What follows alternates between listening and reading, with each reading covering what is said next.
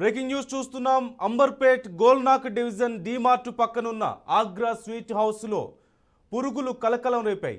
రాత్రి సమోసాలు కచోరీలు తీసుకెళ్లిన కస్టమర్ మానస రేఖ సాయి ప్రసాద్ ఆ సమోసాలు కచోరీలు తినడంతో వాంతులు విరోచనాలు బారిన పడ్డారు. విషయం తెలుసుకుని ఉదయం ఆగ్రా స్వీట్ హౌస్లోకి వచ్చిన బాధిత కుటుంబ సభ్యులు సదరు హోటల్ కిచెన్ లోపలికి వెళ్లి చూశారు. ప్రతి వస్తువులో జిల్ల పురుగులు కనిపించడంతో బీఆర్కే న్యూస్ అంబర్పేట్ ప్రతినిధిని సంప్రదించారు. తక్షణమే జీహెచ్ఎంసీ అధికారులకు బీఆర్కే న్యూస్ సమాచారం ఇవ్వడంతో తక్షణమే హడావుడిగా జీహెచ్ఎంసీ అధికారులు ఆగ్రా స్వీట్ హౌస్కు చేరుకొని లోపల పరిస్థితులు చూశారు. కిచెన్లో ప్రతి చోట జిల్ల పురుగులు కనిపించడంతో ఆ షాప్కు తాళాలు వేశారు. ఈరోజు ఆదివారం సెలవు ఉండడంతో రేపు ఉదయం ఈ షాప్ను సీజ్ చేస్తామంటూ ఉన్నతాధికారులు తెలిపారు.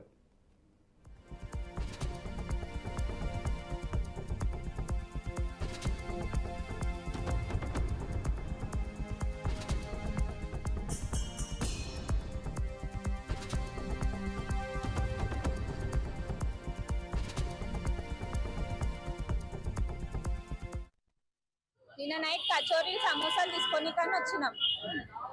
చిన్న హ్యాపీనెస్ కోసం అని చెప్పి తీసుకోవడానికని వచ్చినాం. తీసుకున్నాం, ఇంట్లో అందరం తిన్నాం. మేము తినేటప్పుడు పెద్దలు మనం చూస్తాం కదా, అందులో ఏముంది అది ఇది అని చెప్పి నమ్మకంతో వస్తాం కదా. పిల్లలు తినేటప్పుడు మొత్తం ఓపెన్ చేసి చూస్తే అవి వెళ్ళినాయి. మాకు జిల్ల పురుగులు ఇంకేమేమో ఉన్నాయి అందులో లోపల. ఇప్పుడు మేము నీళ్ళు ఉన్నాయన్నీ తీసేసి మా అత్తయ్య చీర రుద్దింది మొత్తం తీసేసింది మొత్తం. 7:30కి తీసుకున్నాం నిన్న. లోపల చూస్తే మొత్తం ఏమి మూతలు లేవు, ఒక్కదాని మీద కూడా మూతలు లేవు. అన్ని జిల్ల పురుగులు, అన్నిట్లలో జిల్ల పురుగులే ఉన్నాయి.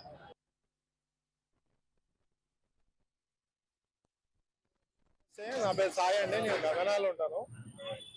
అయితే నిన్న శనివారం కావడంతో మమ్మీ వాళ్ళకి కొద్దిగా స్నాక్స్ తినడానికి అంటూ సాయంత్రం నేను మా భార్య ఇద్దరం కలిసి సమోసాలు కచోరీలు తీసుకొని తిందాము అనే టైప్లో పోయి తీసుకొని ఇంటికి వెళ్ళేసి తిననీకి పోయినాము. అయితే మేము పెద్దవాళ్ళం కాబట్టి మేము తినేసినాము. మమ్మీ అందరికి సర్వ్ చేసింది, తిన్న తర్వాత పిల్లలకి ఇస్తే పిల్లలు తినేటప్పుడు సాస్లో జిల్ల పురుగు వెళ్ళింది.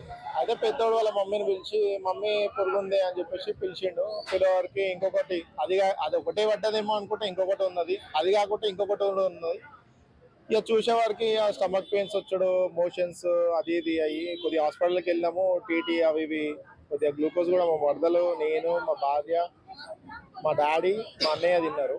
తిన్న తర్వాత పిల్లలు తినే టైంకి మొత్తము అదైపోయింది. ఆల్రెడీ వాళ్ళు సగం తినేసారు. తిన్న తర్వాత ఇక చూసేవారికి అది ఇది అయిపోయింది. మార్నింగ్ లేచేవారికి పెద్దోడంతా వామిటింగ్స్, మోషన్స్ పోవడం అలాంటివి అయినాయి. అయితే అన్నీ హాస్పిటల్ వెళ్ళిండు.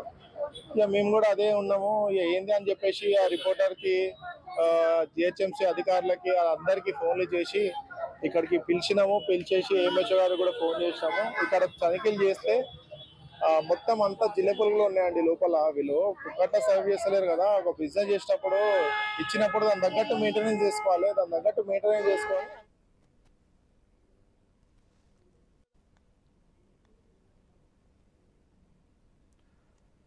స్వీట్ షాప్ మీద నమ్మకంతో తీసుకెళ్తాం కదా, వీరు ఇలా చేస్తారని మేము ఎక్స్పెక్ట్ చేయలేదు అంటూ కుటుంబ సభ్యులు అంటున్నారు. ఈ నేపథ్యంలో ఆ స్వీట్స్ తిన్న తర్వాత అనారోగ్యం పాలయ్యాం, ఖచ్చితంగా చర్యలు తీసుకోవాల్సిందే, కఠిన చర్యలు అంటూ వారు డిమాండ్ చేస్తున్నారు. పూర్తి సమాచారం మా ప్రతినిధి లిఖితను అడిగి తెలుసుకుందాం. లిఖిత, ఆ స్వీట్ షాప్ విషయంలో అధికారుల రెస్పాన్స్ ఏంటి, ఏం చర్యలు తీసుకుంటున్నారు, అలాగే ఆ స్వీట్స్ తిన్నవారు ఏం చెప్తున్నారు?